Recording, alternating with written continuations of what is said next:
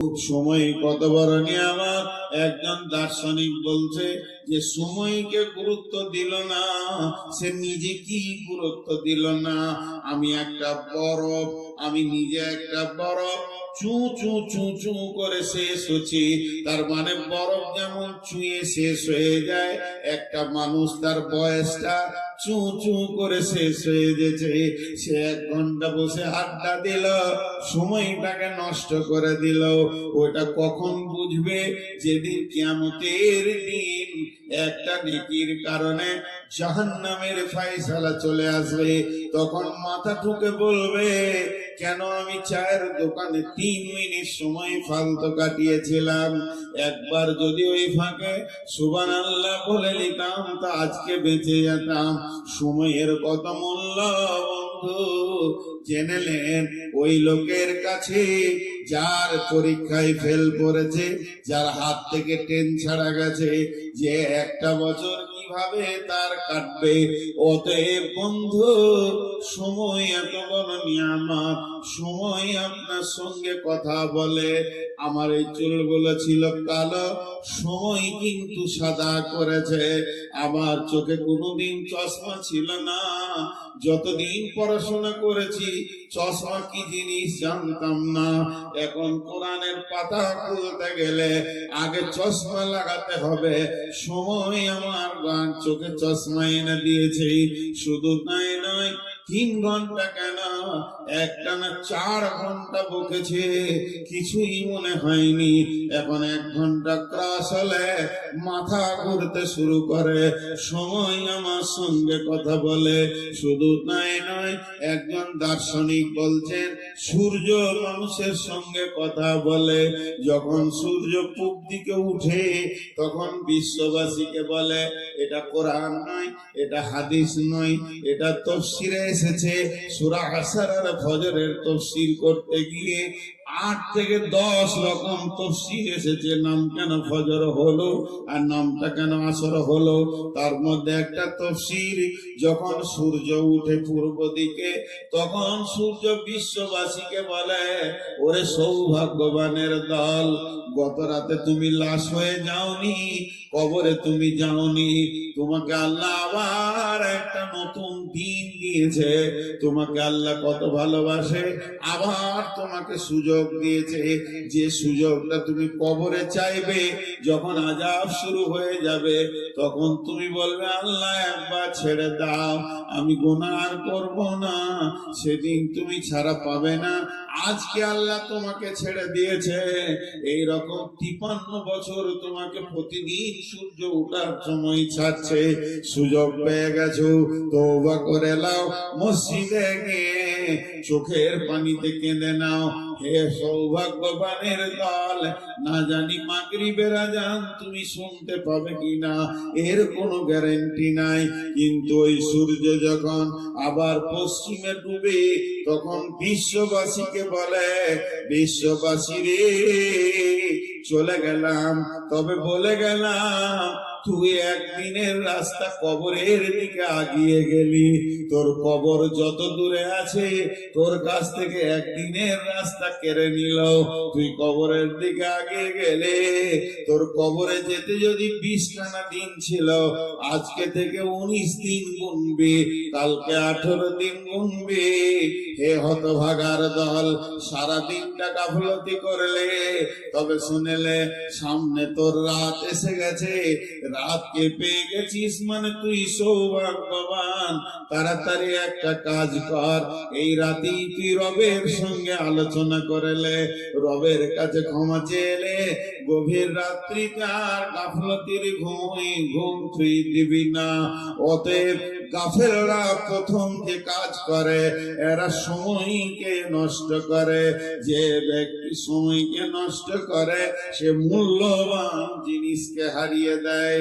তাই বিশ্ব নবী বলছেন, ফারাগাকা কাবলা সুগলিকা, সময় একটা নিয়ামত, হাতছাড়া হয়ে যাওয়ার আগে উম্মত রে, সময়ের দিকে খেয়াল করিয়া। সময়টা নিয়ে অনেক কথা আছে। আল্লাহ একটা শব্দ ব্যবহার করেছেন ফজরের কসম খেতে গিয়ে। কি বলেছেন জানেন? হাল ফি দালিকা কাসামুল লিজি হিজর, হাল ফি দালিকা কাসামুল লিজি হিজর। হিজর মানে হচ্ছে চেতনতা। ব্রেক, ব্রেক কত রকম আছে? ডিস্ক ব্রেক আছে, অয়েল ব্রেক আছে, তারপরে ব্রেক লিভার দিয়ে তার ব্রেক আছে, হাওয়া ব্রেক আছে।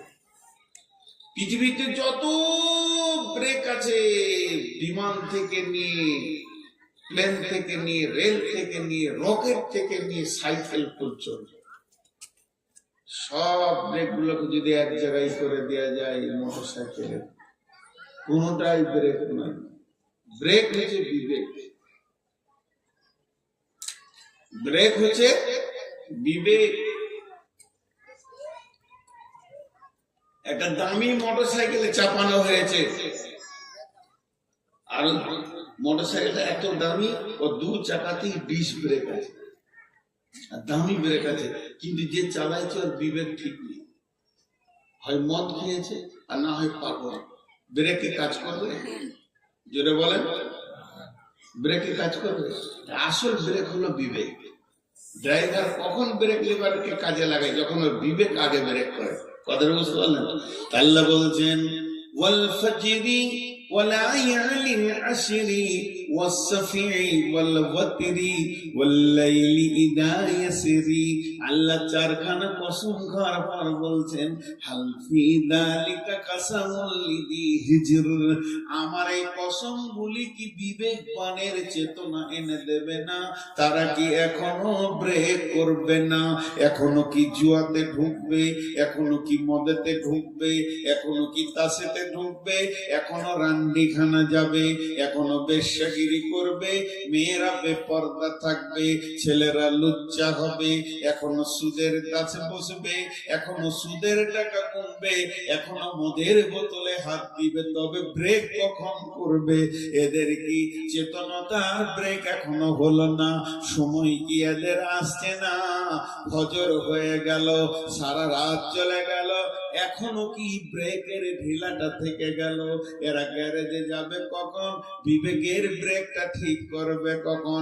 গাড়ির ব্রেক ঠিক আছে, বাইকের ব্রেক ঠিক আছে, মানুষের ব্রেকটাই ঢিলা আছে।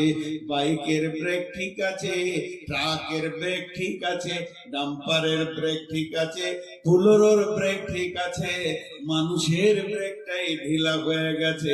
এটা সময় কাল একদিন বলবে কেন তুমি তোমার ব্রেকের বিবেচনা নষ্ট করেছো। আল্লাহ তাবারাক ওয়া তাআলা বলছেন, বিশ্ব নবী বলছেন, সময়কে বড় নিয়ামত মনে করো, যে সময়টা তোমার হাত ছাড়া হয়ে গেছে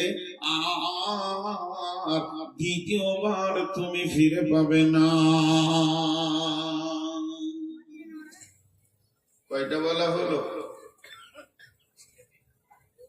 হ্যাঁ, জওয়ানি নিয়ামত বার্ধক্যের আগে, সুস্থ শরীর নিয়ামত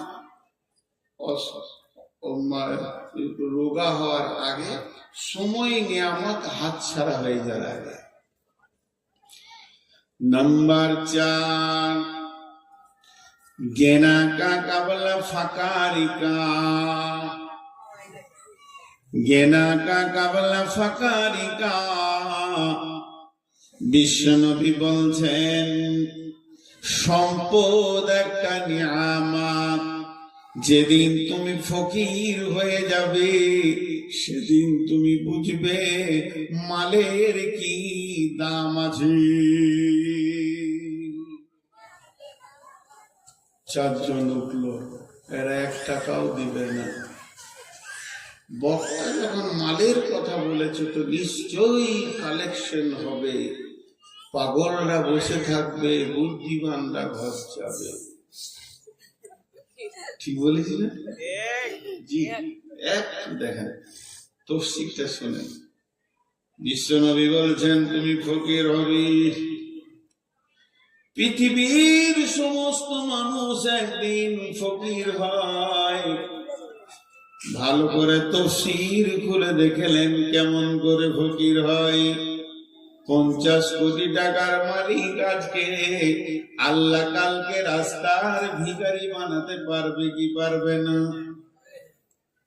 জি দেখেন বাংলাদেশের মন্ত্রী কি হয়ে গেল, আল্লাহর কারিশমা। সাদ্দামকে ফাঁসিতে ঝুলিয়ে দিল বেঈমানেরা। প্রধানমন্ত্রী সারা পৃথিবীতে বড় বড় কোম্পানিকে আল্লাহ রাস্তায় বসিয়ে দিয়েছে কি দেয়নি?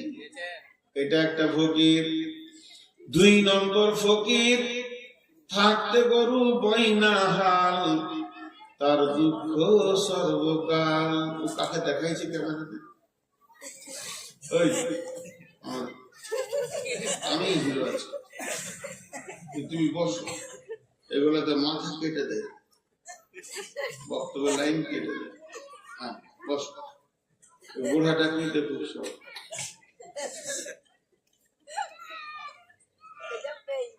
এই ফকিরটা কেমন? আল্লাহর নবী বলছেন গেনাকা কাবলা ফাকারিকা, বিশ্ব নবীর জিভ থেকে বের হয়েছে তুমি ফকির হবে, তার মানে ফকির হতেই হবে, বিকল্প কোনো রাস্তা নাই। বহুজন আছে 200-400 কোটি টাকার মালিক, ছেলেরা ব্যবসা বাণিজ্য চালাচ্ছে, আব্বার আর হুঁশ কম, 98 বয়স। বৌমাকে জিজ্ঞাসা করছে পারবিন রে কি আব্বা নাস্তা করলাম, ওটাই মনে নেই, 2খানা রুটি খেলে নাস্তা, হাজি আব্বা রুটি খেলে যায়। ও দেখছিস এবার বলেন ওকে দিয়ে ব্যবসা চলবে না কোম্পানি চলবে? ছেলেরা বুঝে নিয়েছে বাপের দ্বারা ব্যবসা কোম্পানি চলবে না। এককালে বাপ তিলে তিলে কোম্পানিটাকে জমিয়েছে, এখন আর ওর দ্বারা হবে না। ছেলেরা ব্যবসা বাণিজ্যে নেমে গেল, এখন এখানে জালসা শুরু হয়ে গেছে। এটা কোন জায়গা? লক্ষ্মীপুর, কৃষ্ণপুর। এখন কৃষ্ণপুরে জালসা শুরু হয়ে গেছে। আর জালসায় মাওলানা সবুর সাহেব উঠে বলছেন মান বানা লিল্লাহি মসজিদান বানাল্লাহু লাহু বাইতান ফিল জান্নাহ। পৃথিবীতে যে মসজিদ বানাবে আল্লাহ তার জান্নাতে অট্টালিকা বানাবে। গোরার কাছে আর কিছু নাই, একটা লাঠি, একটা লুটা, গেঞ্জি আর লুঙ্গি। গেঞ্জিতে টাকা থাকা ফকির হয়ে গেছে। মনে মনে ভাবছে 2টা তো বেটা, ওদেরকে 300-400 কোটি টাকা দিলাম, আসুক বড় বেটার কাছে নিব কিছু। বড় বেটা ঘর ঢুকছে 11:30টায়, গোসল টোসল করে খাবে। জমিরুল নাকি রে? হ্যাঁ কিছু বলছিল 20,000 টাকা, 20,000 টাকা দেখুন আছে ফকির। আর দাপট না, টাকা কি করবো বাবা? মসজিদের 2 তলা হবে, টাকাটা দিতাম। নিজের কবরকে বানানোর জন্য, আখিরাত বানানোর জন্য চিন্তা করে। ছেলে বলে ছাড়ো তো ওদের কথা বলে, মৌলবীর ওদের বকা ছাড়ো, সামনে চলে গেল। ভাবছি তাহলে ছোট বেটাকে বলবো। ছোটটা ঢুকছে, জি ছোটটা ঢুকছে আজ মোটরসাইকেল। কি বলছে সাবি নাকি রে? তো কি হলো? ওর হুঙ্কারে ও তখন বিনা পানিতে শুকনা ঢোক গেলে দিল। বলছি বাড়ি এলি নাকি, এটা জিজ্ঞেস করছি। চলে গেল। বিশ্ব নবী বলছেন তুই বস, তোর বাপকে বসা, কুষ্টি বসা, আর যতগুলো অঙ্কের মাস্টার আছে নিয়ে বস দে, তুই হিসাব করে তোর জীবনটা দেখ। এখন তুই ভিখিরি হয়ে গেছিস, ফকির হয়ে গেছিস, তোর জীবনে আর কোনো মূল্য নাই। তো বিশ্ব নবী বলছেন গেনাকা কাবলা ফাকারিকা, মাল আছে, মালের একটা হ্যান্ডেল আছে। যতদিন হ্যান্ডেল তোমার হাতে, মসজিদে দাও, মাদ্রাসায় দাও, নিজের অ্যাকাউন্টে জমা করে নাও। যেদিন হ্যান্ডেল হাত ছাড়া হয়ে যাবে, হে আমার আমার উম্মত সেদিন